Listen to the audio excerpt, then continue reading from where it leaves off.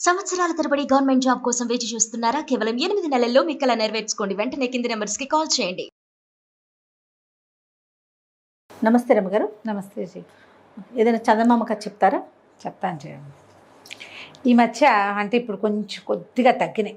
ఇదివరకటి కాలంలో అంటే కొంతకాలం క్రితం చైన్ స్నాచర్ కుర్రాడు ఒకడు పట్టుబడ్డాడు, ఇంజనీరింగ్ స్టూడెంట్. ఓ ఇళ్లల్లో దొంగతనాలు అవుతున్నాయి, స్టూడెంట్సే దొంగతనాలకు పాల్పడుతున్నారని బోల్డ్ వార్తలు వినేవాళ్ళంటే. అవునండి. అవును. ఈ స్టూడెంట్ ఏజ్లో ఏంటంటే వాళ్ళకి ఏవో అవసరాలు, బోళ్ళని కోరికలు, సరదాలు, వాళ్ళని వెళ్ళి చూసి చేసేసేయాలి. ఇళ్లలో అంత అవకాశాలు ఉండవు.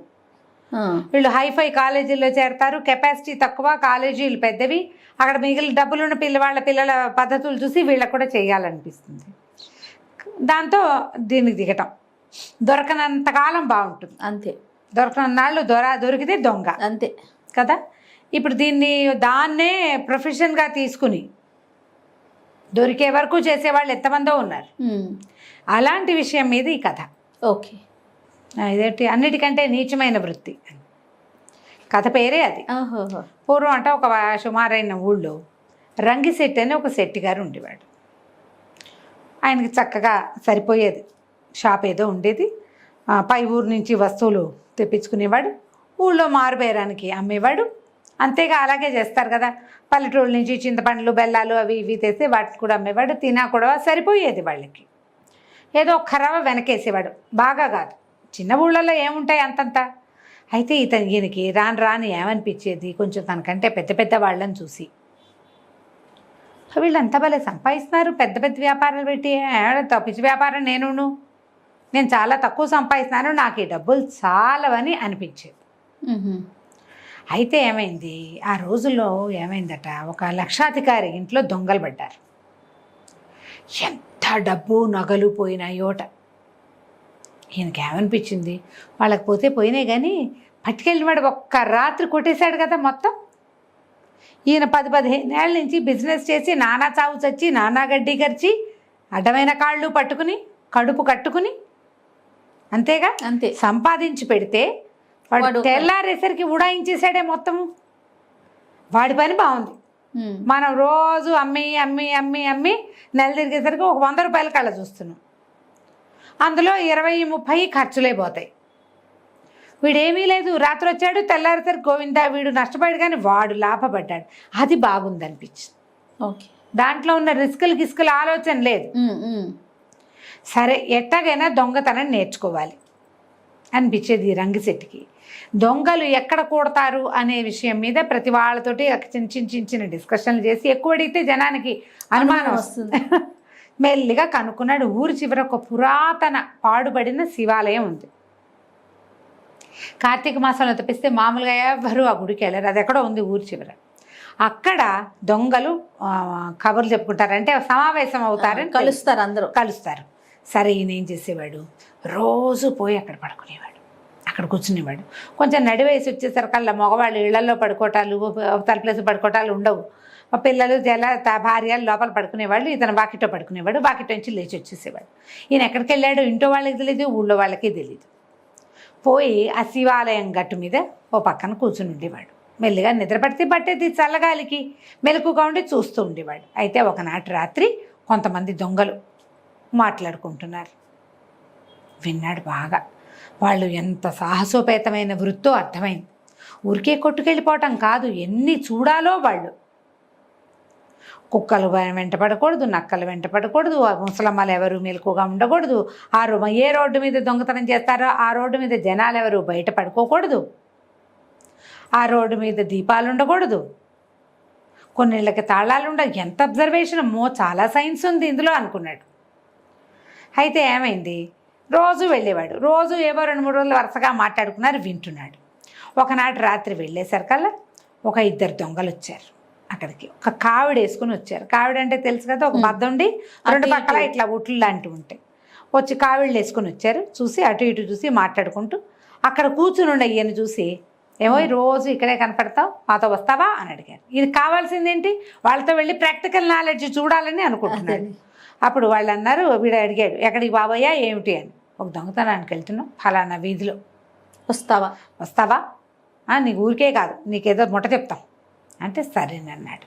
నువ్వేం చేస్తావు అని వాళ్ళు అడగల. ప్రతిరోజు ఊరి చివరి వచ్చి పడుకునేవాడు, అవకాశం కోసమే పడుకున్నాడు అనుకున్నారు వాళ్ళు. అక్కడి నుంచి చకచక ఈయన వేషం మార్చేశారు. ఈయన కొంచెం అడ్డపంచ, పైనుంచి ఒక అంగాస్త్రం వేసుకుని బొజ్జ కొంచెం పుష్టిగా ఉన్నాడు. వీళ్ళు ఏం చేశారు, ఆయన పంచె లుంగీలా ఉన్న పంచెని మడతపెట్టి కట్టించి ఎగ్గట్టించి గోచి పెట్టారు. ఒకటి తలకో పాగా పెట్టారు. మొహానికి కొంచెం లైట్గా మసిపూసారు. ఓ చిన్న గడ్డం అంటించారు. ఓ బొట్టు ఒకటి పెట్టారు. నా భార్య కూడా గుర్తుపట్టలేదు, వెలుదుప్పల దగ్గర భలే చేశారే అన్నాడు. ఒక బాణాకర్ర ఇచ్చి అన్ని బెల్లం ముద్దలు, ఇంతంత చిన్న చిన్న ముద్దలు చేతులు పెట్టారు. బెల్లం పట్టుకెళ్తున్నారు వాళ్ళు. ఓహో, ఈ బెల్లం ఎందుకండి అన్నాడు.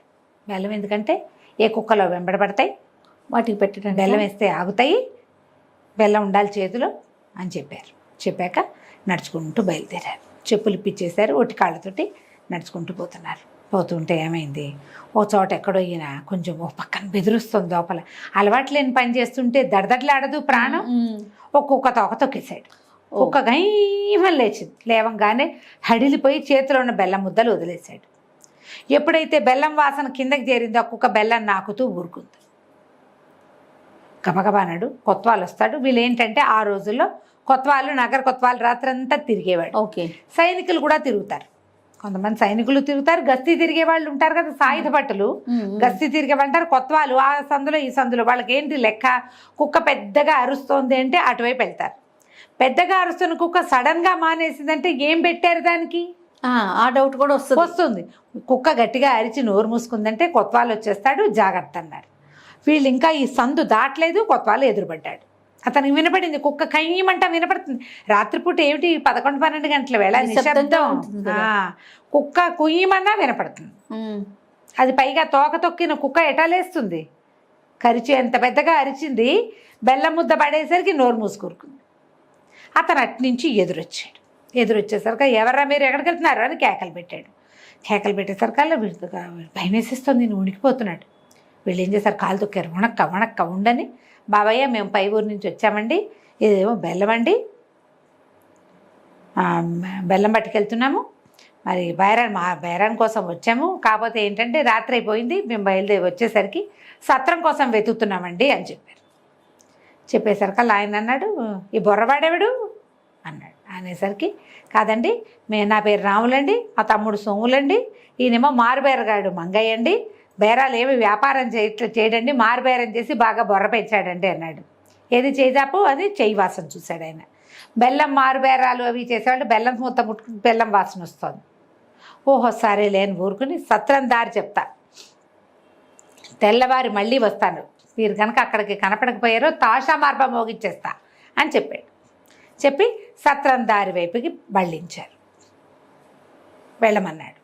సత్రం ఎందుకు వీళ్ళకి, సత్రాలు గిత్రాలు అక్కర్లా. ఆయనటు దాటంగానే వీళ్ళిటు దాటుకున్నారు. ఇతనికి ఉనికిపోతోంది లోపలే రంగిశెట్టికి. ఎన్నిసార్లు చూశాడు కొత్వాల్ని తను, ఎప్పుడు భయమే లేదే. ఇంతకంటే పెద్ద అధికారులను చూస్తాడు ఊళ్ళో తను.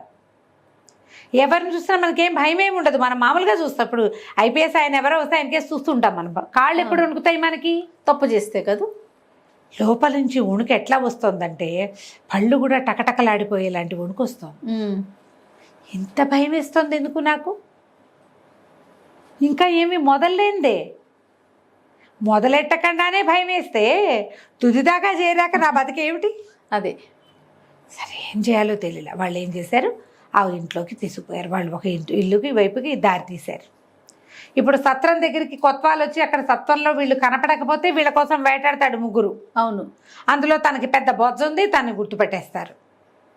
సరే ఆ ఇంటి దాకా వెళ్ళాక ఏమన్నారు, ఈ బెల్లం బుట్టలో పక్కకు పెట్టి, అరే మన మేమిద్దరం లోపలికి వెళ్తాం, ఈ శెట్టి కాదు ఈ వ్యక్తిని బయట ఉంచుంటాడు అని చెప్పి శెట్టిని బయట నుంచో, నువ్వు ఎవరైనా వస్తే విజిలేయమన్నారు. వాళ్ళిద్దరూ లోపలికి వెళ్ళాక రంగశెట్టికి నుంచో బుద్ధి కాల. ఇప్పుడు ఎవడైనా వచ్చినా నా కాళ్ళు వణికిపోతాయి కదా. వాళ్ళిద్దరూ దొంగలైతే నేనేం చేయకపోయినా వాళ్ళతో వచ్చిన వాడిని నేనేమవుతాను, అదే కదా, దొంగే అవుతానా. టక్కి వెళ్ళిపోయాడు ఇంటికి. వెనక్కి వెళ్ళిపోయి నడుచుకుంటూ వెళ్ళిపోయాడు. ఈ వెళ్ళిపోతుంటే ఒక చోట తెల్లవారుతుంటే ఎట్లా కనపడింది, ఒక 2 సైనికులు ఒక దొంగని వెనకాల నుంచి చర్నాకోలతో కొడుతూ తీసుకెళ్తున్నారు. వాడి పెళ్ళాము పిల్లలు లబోదిబోమని ఏడ్చుకుంటూ పోతున్నారు. అమ్మో నా పని కూడా ఇంతేగా. శెట్టిగా కొన్ని సంవత్సరాలుగా వ్యాపారం చేసుకుంటూ మా తాత నాన్న కూడా వ్యాపారాలు చేస్తూ శెట్టిగారు అనిపించుకుంటున్నా. ఇప్పుడు దొంగగారు అని ఎవడండు, దొంగగారిది కొడుకు అంటారు. అదే కదా, అంతే కదా, ఏమో బూతులు కూడా వస్తాయి. ఏ అమ్మ బాబోయ్ అనుకున్నాడు. ఇంటికి వెళ్ళిపోయాడు. ఇంటికి వెళ్ళిపోయి వాళ్ళది వాకిట్లో ఇల్లుండి అది బయటకు ఉండి బావలు వాకిట్లో పడుకుంటాడు. రోజు పక్క అక్కడే వేసింది. పెళ్ళని రోజు పక్కేస్తుంది. ఈయన పడుకున్నట్టు నటిస్తాడు. ఆవిడ లోపల పోయి తలపేసుకుంటుంది. ఈ రిట్టిచిట్టు శివాలయం దారి పడతాడు. చకచక వెనకాల పెరట్లోకి వెళ్ళిపోయి ఆ పంచాన్ని వాడు గోచి పెట్టించారుగా, గోచిని మామూలుగా తీసేసుకుని శుభ్రంగా అక్కడ కాస్త వెలుబుడుతుంటే బూడిద రాసుకుని మొహం అంతా తోమేసుకుని మసెంట్ ఇచ్చారు కదా, ఆ గడ్డను తీసేసి తలపాగా తీసేసి మొహం అది శుభ్రంగా పంచతో తుడిచేసుకుని వచ్చి బకెట్లో పడుకున్నాడు. ఆ లోపల ఎన్ని వేల సార్లు కొట్టుకుందో గుండె, ఎంత భయం వేసిందో. రాత్రిపూట మొహం ఎందుకు కడుగుతున్నావు అని అడుగుతారు ఎవరైనా. పక్కింటి వాడు గోడ మించి చూసినా అడుగుతాడు, ఏమిటి ఈ టైంలో మొహం కడుక్కుంటున్నావని. అంతేగా, ఈ కాలం కాదు కదా, పాతకాలం వేరు కదా. రాత్రిళ్ళు నీళ్ళతో మొహాలు కడుక్కోటాలు అవి ఉండవు. అది విపరీతమైన పని. ఎందుకు కడుక్కుంటున్నావు? ఉడుక్కుంటూ ఎలా అగోలాగా వచ్చి పడుకున్నాడు. ఒక గంటకి దడ అణిగి 4 నుంచి 5 దాకా దడ అణిగి 5 తర్వాత బాగా నిద్ర పట్టేసింది. నిద్ర పట్టేసరికల్లా తెల్లవారేసరికి భళ్ళు మన తెల్లారింది. ఈయన లేచి వాకిట్లో కూర్చున్నాడు.